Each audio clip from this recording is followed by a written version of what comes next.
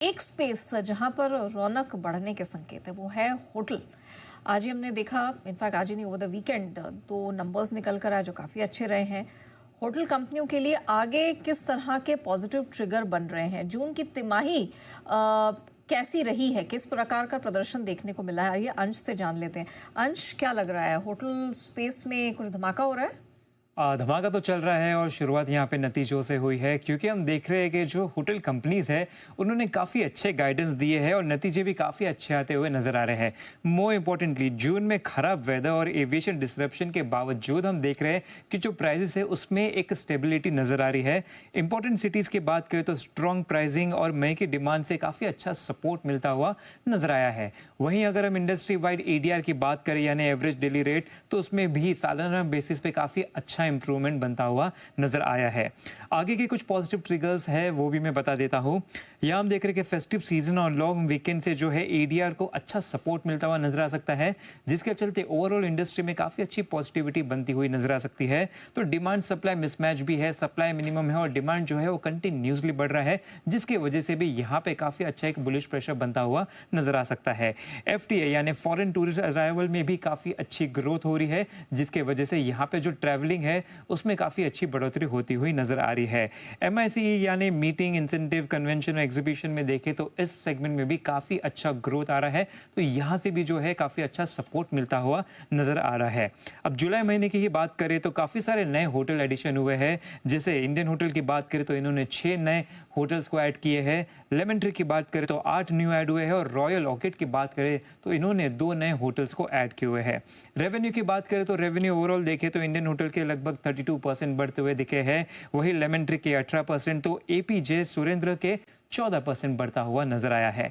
Profit की भी बात करें तो यहाँ पे भी काफी अच्छी स्ट्रॉन्ग ग्रोथ नजर आई है। इंडियन होटल की बात करें तो यहाँ पे 19% की ग्रोथ थी। लेमन ट्री में देखें तो 95% का बड़ा उछाल आता हुआ नजर आया था और एपीजे सुरेंद्र की बात करें तो जो पहले लॉस था वो अब कन्वर्ट होकर प्रॉफिट में आता हुआ दिखा है। तो यहाँ पे ओवरऑल स्पेस देखे तो काफी अच्छा बुलिश सेंटिमेंट बनता हुआ नजर आ रहा है। बिल्कुल, तो हाल फिलहाल में जितने भी होटल कंपनियों के नतीजे हमने देखे, थोड़ा यहाँ पर कंसर्न दिख रहा था पिछले क्वार्टर में। एविएशन सेक्टर भी पूरा का पूरा थोड़ा डिस्ट्रेस में था और जल्दी मानसून भी आ चुका था, तो उससे कहीं ना कहीं माना जा रहा था कि इनके डिमांड इम्पैक्ट होगी, लेकिन ऐसा कुछ नतीजों में दिखाई नहीं दिया। इनफैक्ट आगे के लिए गाइडेंस और आउटलुक भी इंटैक्ट ही नजर आ रहे हैं इन कंपनियों के लिए, और इस वजह से हम देख रहे हैं कि हाल फिलहाल के जो नतीजे भी आए उससे थोड़ा कॉन्फिडेंस यहाँ पर बन रहा है। एक बार जैन साहब, आप सलाह दीजिए, होटल कंपनियों पर नतीजे अभी जितने भी आ रहे हैं ठीक ठाक ही नंबर्स आए हैं। जो भी कंपनियों के नतीजे घोषित हुए, इंक्लूडिंग इंडियन होटल्स, यहाँ पर की गाइडेंस काफ़ी अच्छी कंपनी ने दी है। आपका क्या नज़रिया बन रहा है इन तमाम होटल कंपनियों पर? इंडियन होटल्स तो है ही, उसके अलावा भी क्या और कोई कंपनी आपको पसंद आ रही है निवेश के लिए? ये बिल्कुल बहुत सारी, इनफैक्ट ट्रैवल एंड टूरिज्म ये मेरा बहुत सालों से, मतलब 2-3 सालों से, इस बार पोस्ट कोरोना जब रिवेंज कंजम्पशन, रिवेंज टूरिज्म की बात आती थी तो बहुत एग्रेसिवली इस सेक्टर को रेकमेंड किया हुआ है और बहुत सारी होटल्स और सभी चले ऑलमोस्ट। एक जरूर से अडवाणी होटल्स है जो कि मेरे बताए हुए स्टॉक्स में से नहीं चला हुआ है।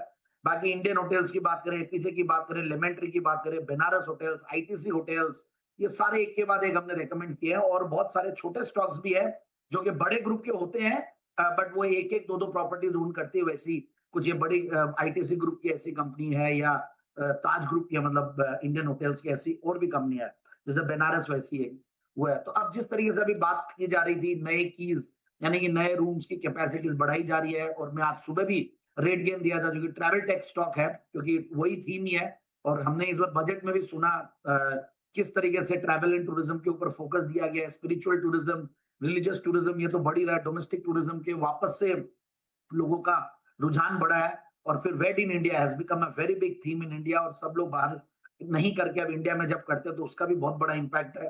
फिर एआरआर बढ़ रहे हैं, एवरेज रूम रेंटल्स अच्छे बढ़े, ऑक्यूपेंसी लेवल्स बढ़ते जा रहे हैं।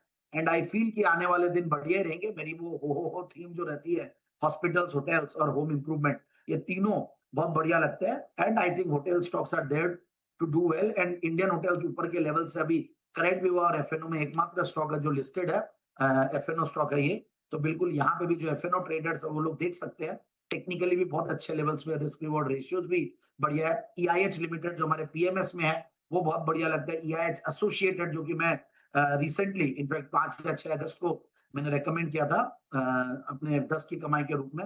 तो ये सारे स्टॉक्स बढ़िया लगते हैं एक के बाद, सबके नंबर्स बढ़िया आ रहे हैं।